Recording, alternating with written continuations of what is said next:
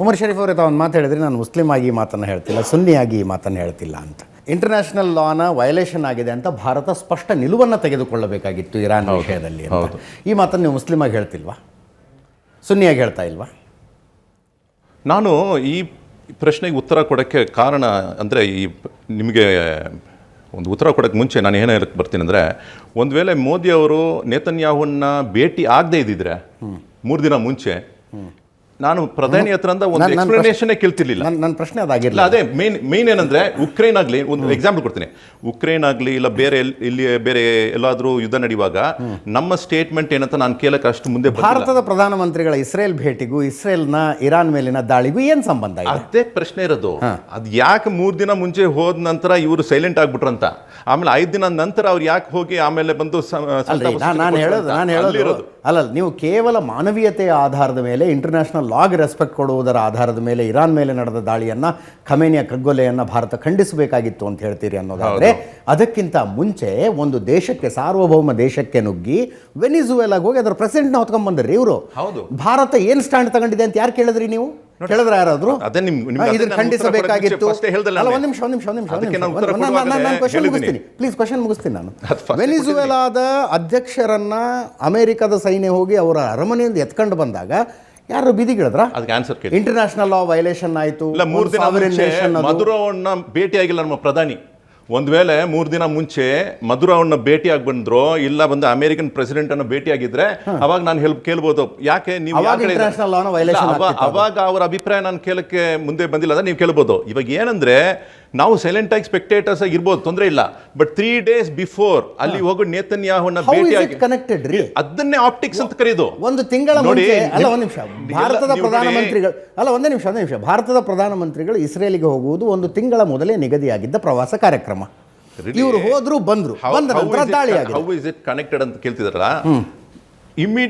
Immediately after the attack on Khamenei, ಎಲ್ಲರೂ ಒಂದು ಕಡೆ ಸೋಷಿಯಲ್ ಮೀಡಿಯಾದಲ್ಲಿ ಓದಿದ್ರೆ ನಿಮ್ಗೆ ಗೊತ್ತಾಗತ್ತೆ, ಒಂದು ಸೆಕ್ಷನ್ ಮುಂದೆ ಹಾಗೆ ಮೋದಿ ಅವರು ಇಸ್ರೇಲ್ ಪರವಾಗಿದ್ದಾರೆ ಅಂತ ಘೋಷಣೆ ಮಾಡೋರು ಇದ್ರು. ಇವಾಗ ಸಂತಾಪ ಸೂಚನೆ ಕೊಟ್ಟ ನಂತರ ಇವಾಗ ಸೈಲೆಂಟ್ ಆಗಿದ್ದಾರೆ. ಒಂದು ವಿಷಯ.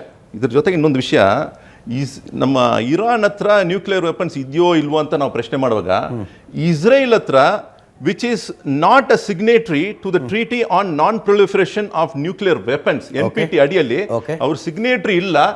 ಎಷ್ಟು ನ್ಯೂಕ್ಲಿಯರ್ ವೆಪನ್ಸ್ ಅವರಲ್ಲಿ ಇದೆ ಅಂತ ನೀವು ನೋಡಕ್ ಹೋದ್ರೆ, they have got nuclear weapons although they have not declared it. ಇವರು ಅವರೇ ಇದ್ರ ಬಗ್ಗೆ ಎಕ್ಸ್ಪ್ಲನೇಷನ್ ಕೊಡಬೇಕಾಗಿರುತ್ತೆ. On what basis can Israel have the right for nuclear weapons when they are questioning Iran of not having, ಅಂದರೆ you are not suppose to have nuclear weapons ಅಂದರೆ, ನೀವು ಹೇಗೆ nuclear weapons ಇಟ್ಕೊಂಡಿದ್ದೀರಾ ಅಂತ ಈ ಪ್ರಶ್ನೆಗೆ ಅವ್ರು ಉತ್ತರ ಕೊಡಲಿ ಅಲ್ಲ, ಯಾರು ಕೊಡಬೇಕು? ಇಸ್ರೇಲ್ ಅವ್ರಿಗೆ ಪ್ರಶ್ನೆ ಮಾಡುವಾಗ ಕೂಡ ಅವ್ರೇನು ಗೊತ್ತಾ, ನಾವು ಇದನ್ನ ಡಿಸ್ಕ್ಲೋಸ್ ಮಾಡೋಕ್ಕಾಗೋದಿಲ್ಲ, ಇವತ್ತವರೆಗೂ ಕ್ಲಿಯರ್ ಆಗಿ ಹೇಳಿಲ್ಲ ಅವರು, ನಮ್ಮಲ್ಲಿ ಇಷ್ಟಿದೆ ಇಷ್ಟಿಲ್ಲ ಅಂತ. ಸೊ ನಮ್ಮಲ್ಲಿ ಅದೊಂದು ಇಂಟ್ರೆಸ್ಟ್ ಇದೆ. ಹೌ ಇಸ್ ದಟ್ ಇಸ್ರೇಲ್ ಅಂದರೆ ಏನು ಗೊತ್ತಾ, ಇಸ್ರೇಲ್ ಮುಸ್ಲಿಂ ಕಮ್ಯುನಿಟಿಗೆ ಏನಂದರೆ, ಅವ್ರು ಬಂದು ದಬ್ಬಾಳಿಕೆ ಮಾಡಿ ಒಂದು ಸ್ಟೇಟನ್ನು ಫಾರ್ಮ್ ಮಾಡಿರುವ ಒಂದು Zionist organisation. We are not against Jews, first clear ಮಾಡ್ಕೊಳ್ತೀನಿ. ಜ್ಯೂಸ್ಗೂ ಫಸ್ಟ್ ಕ್ಲಿಯರ್ ಮಾಡ್ಕೊಳ್ತೀನಿ. ಇಲ್ಲ, ನಗ್ಬೇಕಾಗಿಲ್ಲ ಸ್ವಾಮಿ, ನಗ್ಬೇಕಾಗಿಲ್ಲ, ನಿಮ್ಗೆ ಇತಿಹಾಸ ಪುರಾವೆನೇ ಕೊಡ್ತೀನಿ. ನಮ್ಮ ಮನೆಗೆ ಬರುವಂತ ಸೊಸೆ ಒಬ್ಬ ಯಹೂದಿಯಾಗಿರಕ್ಕೆ ಅವಕಾಶ ಇದೆ ಇಸ್ಲಾಂನೊಳಗೆ. ಅಂದ್ರೆ ಅವ್ರ ಸೊಸೆ ಆಗ್ಬಿಡ್ಲೆ ಅವ್ರ ಮನೆಯವರೆಲ್ಲ ನಮ್ಮ ಸಂಬಂಧಿಕರಾಗ್ತಾರೆ. ಸೊ ಹಾಗಾಗಿ ಇಸ್ಲಾಂ ಧರ್ಮದಲ್ಲಿ ಸೂರ ಮಾಯ್ದನಲ್ಲಿ ಕ್ಲಿಯರ್ ಆಗಿ ಹೇಳಲಾಗಿದೆ, ನೀವು ಬಂದು ಅಹ್ಲೆ ಕಿತಾಬ್ ಯಹೂದಿಗಳ ಹೆಂಗಸರನ್ನ ಮತ್ತೆ ನಸಾರ ಅಂದ್ರೆ ಕ್ರೈಸ್ತರ ಹೆಂಗಸರನ್ನ ನೀವು ಮದುವೆ ಮಾಡ್ಕೊಳ್ಬಹುದು. ಅವ್ರ ಮಕ್ಕಳು ನಿಮ್ಮ ಮಕ್ಕಳೇ, ಅವರ ತಂದೆ ತಾಯಿಯರು ನಿಮ್ಮ ಸಂಬಂಧಿಕರು. ಸೊ ಹಾಗಾಗಿ in fact the golden age of the Jews was under the Islamic Spain. ಎಲ್ಲಿ ಬೇಕಾದ್ರೆ ನೀವು ನೋಡ್ಕೊಳ್ಳಿ, ಇಸ್ಲಾಮಿಕ್ ಸ್ಪೇನ್ ನಲ್ಲಿ ಅದರ ಅಡಿಯಲ್ಲಿ the golden age of Jews, ಯಹೂದಿಗಳ ಗೋಲ್ಡನ್ ಏಜ್ ಅಂದರೆ ಅಂತಹ ಒಂದು ಕಾಲವನ್ನು ಅವರು ನೋಡೇ ಇಲ್ಲ ಈ ಪ್ರಪಂಚದಲ್ಲಿ ಅಂತ ಹೇಳುವಂತಹ ಮಾತು ಇವತ್ತು ಇತಿಹಾಸದ ಪುಟಗಳಲ್ಲಿ ಉಲ್ಲೇಖವಾಗಿದೆ. So the idea of juice ಬಂದು ನಮ್ಮ ಎನಿಮಿ ಅಂತ ನಾವು ಹೇಳೋಕ್ಕೆ ಮುಂದೆ ಬರೋದಿಲ್ಲ. ಓಕೆ, ನೀನು ಅದನ್ನ ಇಲ್ಲಿ ಹೇಳೋದಲ್ಲ, ನೀವು ಮುಸ್ಲಿಂ ಸಮುದಾಯಕ್ಕೆ ಏನು ಹೇಳ್ತೀರಿ? ಜ್ಯೂಸ್ನ ಹೆಂಗೆ ನೋಡಬೇಕು? ಮುಸ್ಲಿಮರು ಯಹೂದಿಗಳನ್ನು ಹೆಂಗೆ ನೋಡಬೇಕು? ಅಹ್ಲೆ ಕಿತಾಬ್ ಅಂತ ನೋಡಬೇಕು. They are the people of the book. People of the book ಅಂತ ನೋಡಬೇಕು. ಅವ್ರನ್ನ ಪ್ರೀತಿಯಿಂದ ಕಾಣಿ, ಅವರ ಬಗ್ಗೆ ದ್ವೇಷ ಬೇಡ, ಅಸೂಯೆ ಬೇಡ, ಸಂಕಟ ಬೇಡ. ಯಹೂದಿಗಳಿಗೆ ನಾನು ಹೇಳೋದು, ಯಹೂದಿಗಳಿಗೆ correct. You have to see Zionism and Jews as separate group. ಈಗ ಎರಡೇ ಬೇರೆ ಬೇರೆ ಇರೋದು. ಆಸ್ಟ್ರೇಲಿಯಾದ ಪಾಂಡಿ ಬೀಚ್ ನಲ್ಲಿ ಅವರು ಹಬ್ಬ ಮಾಡ್ತಾ ಇದ್ರಲ್ಲ, ಅವರು ಜಿಯೋನಿಸ್ಟ್ಗಳ ಯಹೂದಿಗಳ? ಸರ್, ಆಸ್ಟ್ರೇಲಿಯಾದಲ್ಲಿ ಪಾಂಡಿ ಬೀಚ್, ಹೌದು, ಸಿಡ್ನಿಯಲ್ಲಿ ಪಾಂಡಿ ಬೀಚ್ ನಲ್ಲಿ ಫೈರಿಂಗ್ ಆಯ್ತಲ್ಲ. ಮಾಹಿತಿ ಇಲ್ಲ, you can please express. Please, ಅಪ್ಪ ಮಗ ಗುಂಡೊಡದ್ರಲ್ಲ, ನೀವು ಅದ್ರ ಬಗ್ಗೆ ಮಾಹಿತಿ ಕೂಡ ನನ್ನ ಅಭಿಪ್ರಾಯ. ಅವರು ಜಿಯೋನಿಸ್ಟ್ಗಳ ಯಹೂದಿಗಳ? ಅವರು ಯಾರು ಅಲ್ಲಿ ಸತ್ರಲ್ಲ ಸರ್, ಹಬ್ಬ ಮಾಡ್ತಾ ಇದ್ರಲ್ಲ. ಏನಂದ್ರೆ ಇವಾಗ ಮಾನವೀಯತೆ ಅಂತ ಬರುವಾಗ ಅಲ್ಲಿ ಜಯನಿಸ್ಟ್ ಸಾಯಕಿದ್ರು ಕೂಡ ಅವನಿಗೆ ಹೋಗಿ ಹೆಲ್ಪ್ ಮಾಡೋದು ನಮ್ಮ ಧರ್ಮದ ಒಂದು ಮುಖ್ಯವಾದ ಅಂಶ.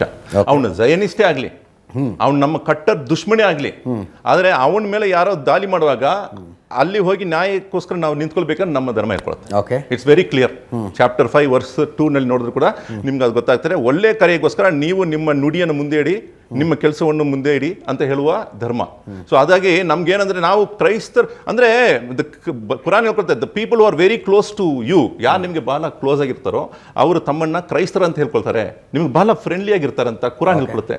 ಹಾಗಾಗಿ ನಾವೇನು ಯುದ್ಧ ಮಾಡ್ಬೇಕಂತ ನಾವು ಮುಂದೆ ಬರೋದಿಲ್ಲ, ಮಾಡೋರು ಬರ್ತಾ ಇದಾರೆ. ಕ್ರೂಸೈಡ್ಸ್ ಇದೆ, ಇತಿಹಾಸದಲ್ಲಿ ನೋಡ್ಬೇಕಾಗಿರುತ್ತೆ. How did Salahuddin Ayyubi deal with the crusaders ಅಂತ, ಹೇಗೆ ನ್ಯಾಯವಂತರಾಗಿ ನಡ್ಕೊಂಡ್ರು ಅಂತ ನಾವು ನೋಡ್ಬೇಕಾಗಿರುತ್ತೆ. ಇದರ ಧಾರ್ಮಿಕ ಆ್ಯಂಗಲ್ಗೆ ಆಮೇಲೆ ಹೋಗ್ತೀನಿ. ಒಂದು ರಿಲೆವೆಂಟ್ ಕ್ವಶನ್ ಕೇಳಿದ್ರಿ, ನಾನು ಲೆಫ್ಟಿನೆಂಟ್ ಕರ್ನಲ್ ಉತ್ತರ ತೆಗೆದುಕೊಳ್ತೀನಿ. ಇಸ್ರೇಲ್ ತನಗೆ ಬೇಕಾದಂಗೆ ನ್ಯೂಕ್ಲಿಯರ್ ವೆಪನ್ಸ್ ತಯಾರು ಮಾಡ್ಬೋದು, ಬಟ್ ಇರಾನ್ ಮಾಡಬಾರ್ದಾ? ಅದಕ್ಕೆ ಮುಂಚೆ ಇನ್ನೊಂದು ಪಾಯಿಂಟ್ ನಾನು ಹೇಳ್ತೀನಿ. I'll get back. ಅವ್ರು ಹೇಳಿದ್ರು ಪ್ರೈಮ್ ಮಿನಿಸ್ಟರ್ ಅಲ್ಲಿಗೆ ಹೋಗಿ 3 ದಿನ ಬಂದರು, ಸೊ ಇವ್ರಿಗೆ ಗೊತ್ತಿತ್ತು ಸಮಥಿಂಗ್ ಆಫ್ ದಟ್ ಸಾರ್ಟ್. ಮಾರನೇ ದಿವಸನೇ 27th ಬಂದಿದ್ದಾರೆ, 28th ಅಟ್ಯಾಕ್ ಶುರುವಾಗಿದೆ. ಆಯಿತು. ಪಹಲ್ಗಾಮ್ ಅಟ್ಯಾಕ್ ಆದಾಗ JD Vance American vice president ಇಂಡಿಯಾಗೆ ಬಂದಿದ್ರು. ಕರೆಕ್ಟ್. ಸೊ ಪಹಲ್ಗಾಮ್ ಅಟ್ಯಾಕ್ಗೆ JD Vance responsible? Did we question United States of America? ನೀನು ಬಂದಿದ್ರಿಂದ ಹಿಂಗಾಯಿತು ಅಂತ ನಮಗಿದೆಯಾ ಧೈರ್ಯ ಕೇಳೋಕ್ಕೆ? ಯಾರಿಗಾದರೂ ಇದೆ ಧೈರ್ಯ ಕೇಳೋಕ್ಕೆ ಪ್ರಪಂಚದಲ್ಲಿ? ಸೊ ನಾವು ಅದನ್ನು ಅವ್ರಿಗೆ ಕೇಳ್ತಿಲ್ಲ ಅಂತ ಹೇಳಿದ್ರೆ why should this be done? C, any act of terrorism, ಒಬ್ಬ ಫಾರಿನರ್ ಬಂದು ಇಲ್ಲಿ ಒಬ್ಬ ಇಂಡಿಯನ್ ಮೇಲೆ ಅಟ್ಯಾಕ್ ಮಾಡಿದ್ದಾನೆ, ಬಾರ್ಡರ್ ದಾಟ್ ಬಂದರೆ it's an act of war sir. Let me be very clear. What is terrorism? I don't separate them both. For me when there is A terrorist, he has raised his weapon against my country, ನನ್ನ country ಅಗೇನ್ಸ್ಟಾಗ ಅವನು weapon ಎತ್ತಿದ್ದಾನೆ, ನನ್ನ ಜನಾನ್ ಸಾಯಿಸ್ತಾ ಇದ್ದಾನೆ. That's why we crossed the border and we had hit them. Correct. So JD Vance, United States Vice President ಇಲ್ಲಿಗೆ ಬಂದಾಗ ನಾವು ಪ್ರಶ್ನೆ ಮಾಡೋದ್ವಾ? So what are you linking? ಇದಕ್ಕೆ ರಿಲೆವೆನ್ಸೇ ಇಲ್ಲ ಯಾರು. ಆ್ಯಂಡ್ ಇನ್ನೊಂದು, ನನ್ನ ಒಂದು ಸಿಂಪಲ್ ಅಂಡರ್ಸ್ಟ್ಯಾಂಡಿಂಗಿಂದ ನಾನು ಹೇಳ್ತೀನಿ, ನಾಟ್ ಎಕ್ಸ್ಟ್ರಾರ್ಡಿನರಿ ಅಂಡರ್ಸ್ಟ್ಯಾಂಡಿಂಗ್. ಯಾವುದೇ ಒಂದು ದೇಶ ತನ್ನ ಯುದ್ಧದ ಪ್ಲ್ಯಾನ್ಸ್ನ unless you are a ally in war, correct, under a treaty like NATO or something between US and Israel, ಅವರಿಬ್ಬರ ಮಧ್ಯದಲ್ಲಿ ಏನು ಅಂಡರ್ಸ್ಟ್ಯಾಂಡಿಂಗ್ ಇದೆ ಆ ರೀತಿ ಇಲ್ಲ ಅಂತ ಹೇಳಿದ್ರೆ nobody will discuss this. Let's be very clear about international diplomacy. Trump ಮಾತಾಡ್ಕೋಬೋದ್ರಿ, ನೆತನ್ಯಾಹು ಮೋದಿ ಏನಕ್ಕೆ ಮಾತಾಡ್ತಾರೆ ಅಂದರೆ ನಾವು ಅಟ್ಯಾಕ್ ಮಾಡೋಕ್ಕೆ ಮುಂಚೆ ಇಸ್ರೇಲ್ಗೆ ಹೇಳಿದ್ವಾ? ಆಪರೇಷನ್ ಸಿಂಧೂರಲ್ಲಿ ನಾವು ಹೇಳಿದ್ವಾ ಇಸ್ರೇಲ್ಗೆ? ಬಿಕಾಸ್ ಫೋನಲ್ಲಿ ಮಾತಾಡಿರ್ಬೋದಲ್ಲ, ಅವ್ರೇನೇನು ಮಾತಾಡ್ಕೋತಾರೆ ಗೊತ್ತಾಗಲ್ಲ. ಇವ್ರು ಹೋಗಿ ಬಂದರು ಅಂತ ನಾವು ಅದನ್ನು ಹೇಳ್ತಿದ್ದೀವಿ. Is it valid? Now coming to his question, nuclear proliferation treaty Israel ಹತ್ರ ಇಷ್ಟೊಂದಿದೆ, ಆದರೆ ಇರಾನ್ಗೆ ಯಾಕೆ ಅವ್ರು ಬಿಡ್ತಿಲ್ಲ ಅಂತ. ಒಂದು ಕಂಟ್ರಿ ಇವತ್ತಿನ ಒಂದು ಟೈಮಲ್ಲಿ, you take any sovereign country of the world sir, ಅದನ್ನು ಇವತ್ತಿನವರೆಗೂ ಅನ್ಲೆಸ್ 1945 ಯೂಸ್ ಮಾಡಿದ್ಬಿಟ್ರೆ every responsible country with great nuclear arsenals ಯಾರೂ ಹೇಳಿಲ್ಲ ಎಕ್ಸೆಪ್ಟ್ ಪಾಕಿಸ್ತಾನ್. ಆ್ಯಂಡ್ ನಾವು in the likelihood of getting it ಬರಬಹುದು ಅವ್ರ ಹತ್ರ. ಇರಾನ್ ಹೇಳಿದೆ ಡೆತ್ ಟು ಇಸ್ರೇಲ್ ಅಂತ, ಪಾಕಿಸ್ತಾನ್ ಹೇಳುತ್ತೆ ಡೆತ್ ಟು ಇಂಡಿಯಾ ಅಂತ. How responsible are they? Israel ಯಾವತ್ತಾದರೂ ಹೇಳಿರೋದನ್ನು ಕೇಳಿದ್ರಾ ಡೆತ್ ಟು ಇರಾನ್ ಅಂತ? Today Israel is saying America ಜೊತೆಯಲ್ಲಿ ಈಗ ಮೊನ್ನೆ ಏನೇನು ಸಿವಿಲ್ ವಾರ್ ನಡೀತು ಅಲ್ಲಿ, almost it was a civil war condition if the reports are to be believed. near 12,000 people in Iran who are Iranian citizens were killed by IRGC in a month. in a month. ಇದಾಗಿದೆ ಅಂತ ಹೇಳಿದ್ರೆ what regime is that? ನೀವು ನಿಮ್ಮ ಜನನೇ ಸಾಯಿಸ್ತಿದ್ದೀರಾ. ಹೋಗ್ಲಿ, ನೀವು ಚೆನ್ನಾಗಿದ್ದೀರಾ, ನೀವು ಚೆನ್ನಾಗಿದ್ದಿದ್ರೆ ನೀವೇ 12,000 ಜನನ ಸಾಯಿಸುವಂಥ ಪರಿಸ್ಥಿತಿ ನಿಮ್ಗೆ ಏನಕ್ಕೆ ಬರ್ತಾ ಇತ್ತು? ಇಸ್ರೇಲ್ ಯಾವತ್ತೂ ಹೇಳಿಲ್ಲ ಅವ್ರ NPT ಸಿಗ್ನೇಟ್ರಿ ಅಲ್ಲ, ಫೈನ್ ಅಕ್ಸೆಪ್ಟೆಡ್. ಬಟ್ ಯಾರ ಮೇಲಾದರೂ ಯೂಸ್ ಮಾಡ್ತೀನಿ ಅಂತ ಹೇಳಿದ್ಯಾ? ಇರಾನ್ ಮೇಲೆ ನಾನು ಯೂಸ್ ಮಾಡ್ತೀನಿ ಅಂತ ಹೇಳಿದಾರಾ? ಇಲ್ಲ ಬೇರೆ any country in the middle east? ಯಾಕಂದರೆ they are surrounded by hostiles. There is no friendly nation for Israel. ಯಾರ ಮೇಲಾದರೂ ಹೇಳಿದ್ಯಾ ಅದು? ನಾವು that is what is called as a responsible nuclear nation and India is one. ನಾವು ಯಾವತ್ತೂ ಹೇಳಿಲ್ಲ that we will first use nuclear weapons, but now ಹೇಳ್ತೀವಿ with our second strike capability we will wipe you out of the global map. That we will say. Okay, ನಮ್ಮ ಮೇಲೆ nuclear attack ಆದ್ರೆ that's the difference. ನಿಮಗೆ ಬೇಕಾ ನೀವು peaceful ರೀಸನ್ಸ್ಗೋಸ್ಕರ ನೀವು ಸುಳ್ಳೇನಕ್ಕೆ ಹೇಳ್ತಿದ್ದೀರಾ? Death to Israel ಅಂತ ಹೇಳ್ತೀರಾ, ನೀವು ಮಾಡ್ತಿದ್ದೀರಾ ಅಂತ ಒಪ್ಕೋತಾನೆ ಇಲ್ಲ. Then why did you kick out IAEA officials? ಅವರ ಒಂದು ಮಾನಿಟರಿಂಗ್ ಮೆಕ್ಯಾನಿಸಮ್ ಏನಿತ್ತು, ನೀವೇನಕ್ಕೆ ನಿಲ್ಲಿಸಿದ್ರಿ ಅದನ್ನು? Why did Iran stop it? ನೀವು ಅದನ್ನು ಮಾಡ್ತಿಲ್ಲ ಅಂತ ಹೇಳಿದ್ರೆ why did you stop it? So ನಾವು that's called as responsibility.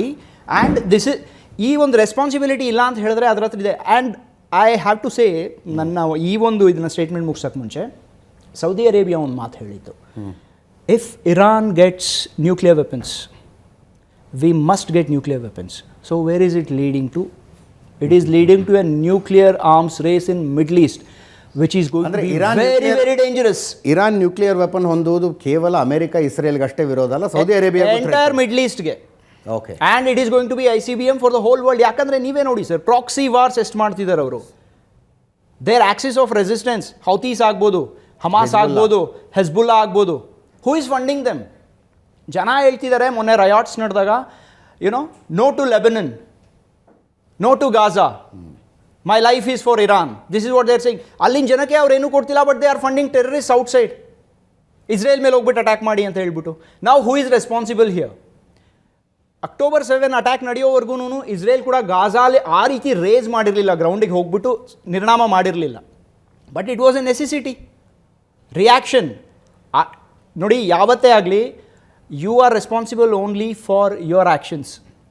Reactions ಏನೇನು ಬರುತ್ತೆ ಅದನ್ನು ನಾವು ಕಂಟ್ರೋಲ್ ಮಾಡೋಕ್ಕಾಗಲ್ಲ. ಬಟ್ ಸ್ಟಿಲ್ ಸುನಿಲ್ ಪಂಡಿತ್ ಅವರೇ, ಗಾಜಾದಲ್ಲಿ ಮಕ್ಕಳ ಸಾವುಗಳನ್ನು ನೋಡೋದಕ್ಕೆ sir, I am not justifying it. Sir, ways are questionable. Heart bleeds ಆ ಮಕ್ಕಳು. ಸರ್, ನನಗೂ ಆಗುತ್ತೆ. I am not justifying the killing sir. Nobody should die. ನಾನು ಫಸ್ಟ್ ಸ್ಟೇಟ್ಮೆಂಟಲ್ಲೇ ಹೇಳಿದೆ, ಯಾರೂ ಸಾಯಬಾರ್ದು, ಯಾರೂ ಆದರೆ ಈ ರೀತಿ ಅವ್ರು ಮಾಡ್ಬೋದು ಅಂತ ಯಾರು ಇಸ್ರೇಲ್ ಮೇಲೆ ಫಸ್ಟ್ ಅಟ್ಯಾಕ್ ಮಾಡಿದ್ರು ಅವ್ರಿಗೆ ದೂರದೃಷ್ಟಿ ಇರಲಿಲ್ವಾ? ಸುಮ್ಮನೆ ಎಲ್ಲೋ ಸರ್ ಮ್ಯೂಸಿಕ್ ಫೆಸ್ಟಿವಲಲ್ಲಿ ಇದ್ರು, ಹೇಗೆ ಹೇಳೋದು ಸಾಯಿಸಿದ್ರು. ಅದನ್ನು ನೀವೇ ರಿಪೋರ್ಟ್ ಮಾಡಿದ್ರಿ. I have seen that. I been to that place twice. Yes, ನೀವೇ ರಿಪೋರ್ಟ್ ಮಾಡಿದ್ರಿ ಅದನ್ನು. ಆ ಸಾವುಗಳು ಇಸ್ ದಟ್ ಜಸ್ಟಿಫೈ? ಒಂದು ಸಾವನ್ನ ಇನ್ನೊಂದು ಸಾವಿಂದ ಜಸ್ಟಿಫೈ ಮಾಡ್ಕೊಳ್ಳೋದು ಬೇಡ, ಯಾರು ಮಾಡಬಾರ್ದು. Nobody should do that. But having said that, ಇವ್ರು ಏನಕ್ಕೆ ಮಾಡಿದ್ರು ಅದನ್ನು? You initiated something. ಈಗ ರಿಯಾಕ್ಷನ್ ಬರ್ತಿದೆ ಅಂತ ಹೇಳಿದ್ರೆ you are showing your strongest card, that is called as victim card. ನೀವು ಸ್ಟೇಟ್ ಆಫ್ ಹರ್ಮೂಸ್ನ ನೀವು ಕ್ಲೋಸ್ ಮಾಡ್ತಿದ್ದೀರಾ, ಹೇಳ್ತಿದ್ದೀರಾ ಅಮೆರಿಕ ಇಸ್ರೇಲಿಂದ ಆಗಿದೆ ಅಂತ. ನೀವು ಅದನ್ನು ಕ್ಲೋಸ್ ಮಾಡಿದ್ರೆ ಯುದ್ಧ ಮಾಡಿ. It's possible, right? ಅತಿ ದೊಡ್ಡ ಟ್ರಂಪ್ ಕಾರ್ಡ್ ಸರ್ ಅದನ್ನೇ. That's what I'm saying. That's what I'm saying. If you really want peace, why are you closing Strait of Hormuz? ಅದು ಕ್ಲೋಸ್ ಮಾಡಿದಿರೋನು ಯುದ್ಧ ಮಾಡ್ಬೋದಲ್ಲ. You are affecting globally. There may be few countries that are your supporters even now. You are losing even them. Iran ಜಾಗದಲ್ಲಿ ಯಾವ ದೇಶ ಇದ್ದಿದ್ರು ಅದನ್ನೇ ಮಾಡಿರೋ. ಅಲ್ಲ, that's war tactic. I accept that. ಮೂಗ್ ಹಿಡಿದ್ರೆ ಬಾಯಿ ಬಿಡ್ತಾರೆ. I accept that. I accept that. Of course, they have let Indian ships sail. ನಮ್ಮ ಫ್ಲಾಗ್ ಹಾಕೊಂಡು ಯಾರು ಬರ್ತಿದ್ದಾರೆ, ಯಾವಿದು, they have allowed it, and I am grateful for that. But what I am trying to say is, be responsible towards what you do first. Yes. And be transparent. Just let world see what you are doing. ಯಾರು ಏನಕ್ಕೆ ಬರ್ತಾರೆ ಅದಕ್ಕೆ. Then you can justify globally.